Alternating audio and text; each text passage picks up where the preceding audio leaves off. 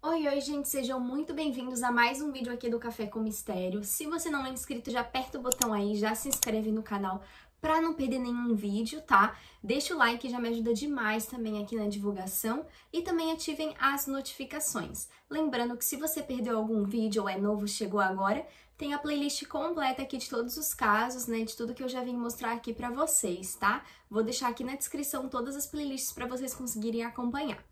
E é isso, então, bora pro nosso vídeo de hoje.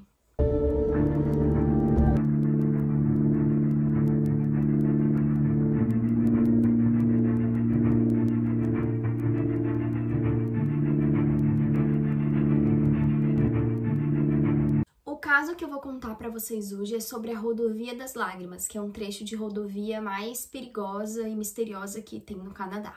A rodovia 16 em British Columbia, no Canadá, é um corredor de 725 quilômetros de rodovia que vai de Prince George a Prince Rupert. É esse trecho da rodovia canadense que costuma ter esse nome de Rodovia das Lágrimas do Canadá ou Trilha das Lágrimas do Canadá. Essa rodovia 16 ganhou esse nome notório porque é um local amplo de dezenas de desaparecimentos e assassinatos que começaram lá em 1970. Homicídios e desaparecimentos continuam a ocorrer nessa rodovia e o mais recente homicídio registrado aconteceu em agosto de 2020.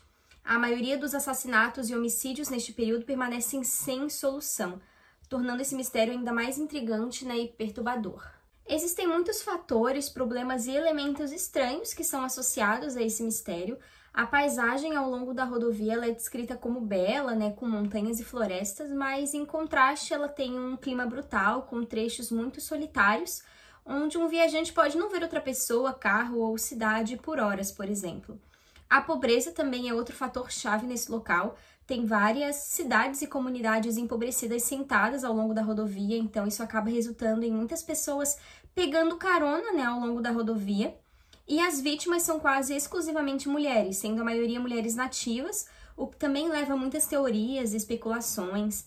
Existem, por exemplo, teorias apresentadas tentando explicar essas tragédias. Essas teorias elas variam de abuso doméstico a teorias mais, né, complexas, como cultos e alienígenas. Apesar das teorias e investigações, né, ainda não há nenhuma explicação clara sobre isso. Inclusive, gente, até algumas questões foram levantadas, né, porque as pessoas têm muitas dúvidas, né, até porque as pessoas acabam tendo medo, né, de acabar passando por essa rodovia, por esse trecho de rodovia, então as pessoas ficam se perguntando, né, por exemplo, por que acontece tanto desaparecimento nessa rodovia? O que tá acontecendo lá? Por que justo nessa rodovia, né, poxa, gente, vamos pensar, desde 1970 acontecendo ali desaparecimentos, assassinatos, inclusive até 2020, aí teve o último caso, talvez possa ter acontecido um novo homicídio, a gente ainda não saiba porque não encontrou o corpo, né? Por que então tá tendo tanto desaparecimento, tanto assassinato lá? Será que os investigadores estão deixando, né, escapar alguma coisa que não perceberam? Outra coisa também, gente, se perguntam muito, né, uma das questões levantadas também, será que por causa que o lugar é solitário, isolado, as pessoas se aproveitam para assustar as outras, né, enfim, ou tá acontecendo alguma coisa, como uma das teorias levantadas, um culto, alguma coisa assim.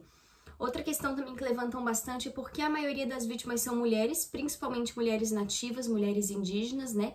E também muitos se perguntam por que algo não foi feito ainda para prevenir isso, até porque, poxa, gente, isso tá acontecendo, né?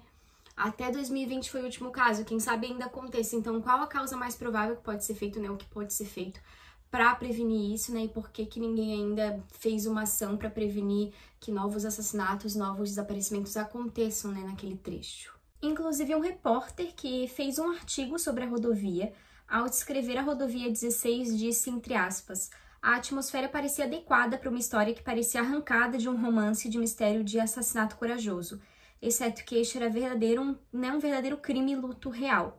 Ele também, a gente acabou descrevendo como as condições podem ser vastas e difíceis na região. Prince George, por exemplo, ela tem uma temperatura de média de cerca de 5 graus Fahrenheit em janeiro, o que dá uma ideia de como é frio lá e difícil pegar carona nessa rodovia. E apesar disso, o autor aponta que existem muitas estradas isoladas e frias também, mas nenhuma delas tem uma taxa de homicídio e desaparecimento como a rodovia 16. Gente, sobre as vítimas, de acordo com o site oficial da Rodovia das Lágrimas, né, eles apontam que a estimativa de vítimas desaparecidas e mortas naquela região é de 40, sendo quase todas vítimas mulheres, né, vítimas ali indígenas. Apenas 3, né, desse número 40 seriam vítimas homens. A primeira dessas vítimas foi Tracy Clifton, cuja data exata do desaparecimento é desconhecida, e em seguida tivemos o caso da Ellen Claire Frost, que desapareceu em outubro de 1970. Sobre a Tracy Clifton, o caso dela foi o seguinte: ela teve uma discussão com a mãe dela, ela saiu de casa, começou a andar, na estrada por essa rodovia, supõe-se, e ela nunca mais foi vista depois daquela noite. A data oficial do seu desaparecimento é apenas a década de 1970, então ela foi considerada como possivelmente ali a primeira vítima da Rodovia das Lágrimas. E o segundo caso da Ellen Claire Frost é muito semelhante até. Ela deixou a sua casa no centro de Prince George na noite de 13 de outubro de 1970. Era muito comum para ela ir a pé para um de seus vários empregos, que ela tinha na época. E nessa noite, no entanto, depois de deixar a casa dela perto do centro da cidade, ela nunca mais foi vista novamente e também nem seu corpo, seus restos mortais foram encontrados, nada disso. E desde desses dois casos, muitos casos bem semelhantes foram acontecendo, principalmente com jovens que acabavam, indo para esse trecho da rodovia pedindo carona ou em algum momento desapareciam, e depois acabavam sendo encontradas mortas, os seus restos mortais, o seu corpo, ou, nunca mais foram encontradas. Galera, sobre as vítimas eu não vou entrar tanto em detalhes, falar sobre cada uma, porque como eu citei pra vocês, a estimativa mais alta que tem é que foram 40 pessoas, desaparecidas, entre pessoas desaparecidas e mortas. Então, eu não vou detalhar aqui pra vocês, mas então eu citei sobre essas duas e os outros casos foram muito semelhantes. Pessoas, jovens, principalmente mulheres indígenas, lembrando que só 3 eram homens, então a maioria eram mulheres e principalmente mulheres indígenas, que acabaram por algum motivo passando por aquele trecho de rodovia, e acabaram que nunca mais foram vistos ou foram encontradas sem vida, Então agora vamos para a parte dos suspeitos desse caso. Há 3 criminosos conhecidos no total que foram acusados de crimes associados à Estrada das Lágrimas. Os 3 criminosos são Brian Peter Arp, Edward Dennis Isaac e Cody Legebukov. No entanto, outra pessoa também associada, que está sendo associada aos crimes, é Bob Jack Fowler. Ele estava vinculado à maioria dos casos de todos os suspeitos, mas ele morreu enquanto ele estava na prisão, antes que qualquer acusação pudesse ter sido feita contra ele. Ele estava na prisão cumprindo uma sentença de 16 anos por uma acusação de estupro, que ocorreu em Newport, Oregon. Ele é um suspeito muito forte de matar 2 mulheres em 1973, e acredita-se que matou até 20 mulheres ao longo, ali da rodovia ou perto da rodovia 16. Embora esses homens sejam até responsáveis por alguns assassinatos, certamente não explicam todos, que ocorreram naquela região.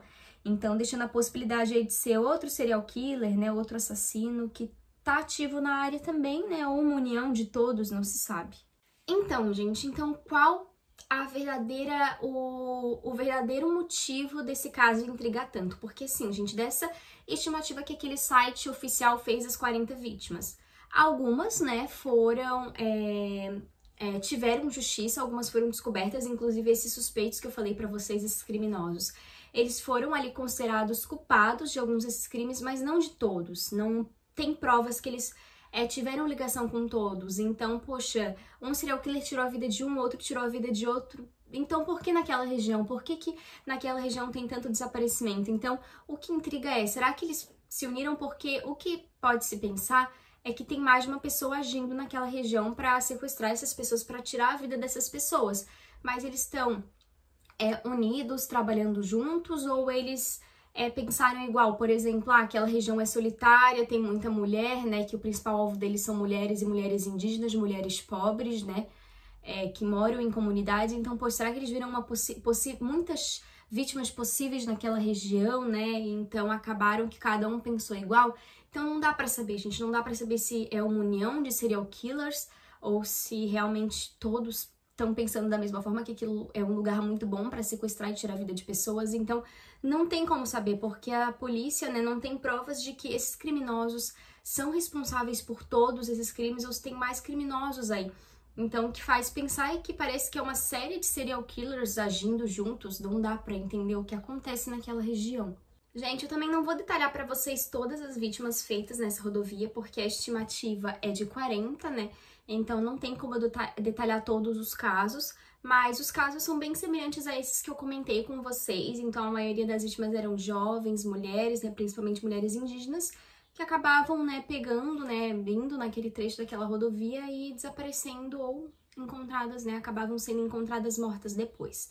O que eu vou pontuar agora para vocês também é sobre um suspeito, o Bob Jack Fowler. Vou falar um pouquinho dele aqui para vocês.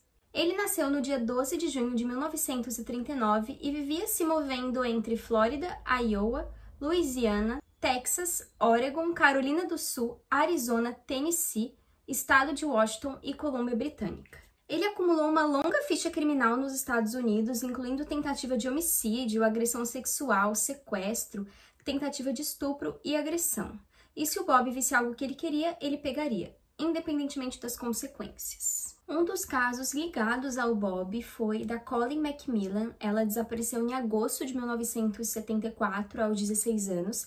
Ela desapareceu em 1000 Mile House, que é onde ela morava, e naquela noite ela saiu. Ela até disse ao irmão dela mais novo, Sean, para que não falasse para a mãe dela que ela estava indo pedir uma carona. Então ela nunca mais foi vista novamente. Esse caso ele foi ligado ao Bob lá em 2012. Um mês depois, o corpo da Colleen foi encontrado a cerca de 50 quilômetros da casa dela, e a polícia também encontrou a blusa da Colleen, mas como não tinha DNA naquela época, então nenhum teste poderia ser feito, né, naquele momento, em 1974. Então, por que ligaram o Bob ao caso? Mesmo que eles não tenham sido capazes de fazer nenhum teste, eles continuaram com a blusa da Colleen, guardaram como prova, e em 2007 eles olharam para a blusa novamente e foram capazes de encontrar uma pequena amostra de DNA de um homem desconhecido, né, que não correspondia ali a nenhuma amostra que eles tinham no banco de dados. Em 2012, então, 38 anos após o desaparecimento da Colleen, então eles usaram o DNA, né, a tecnologia avançou, a tal ponto, então, que as amostras cada vez menores poderiam sim ser testadas. Então, eles conseguiram ali obter um perfil de DNA. Então, eles enviaram a amostra à Interpol e a polícia ficou bem surpresa porque a Interpol obteve uma correspondência do seu banco de dados. Então, o DNA correspondia ao violento criminoso americano Bob Jack Fowler. Além desse caso, outros também foram ligados ao Bob Jack Fowler, como, por exemplo, Pamela Darlington e Gail Weiss, duas outras mulheres assassinadas, também na lista ali das vítimas da Rodovia das Lágrimas. Além delas, também Sheila Swenson e Melissa Sanders, que desapareceram em Oregon lá em 1992, foram vistas pela última vez fazendo uma ligação de um telefone público que ficava perto do Parque Estadual de Beverly Beach.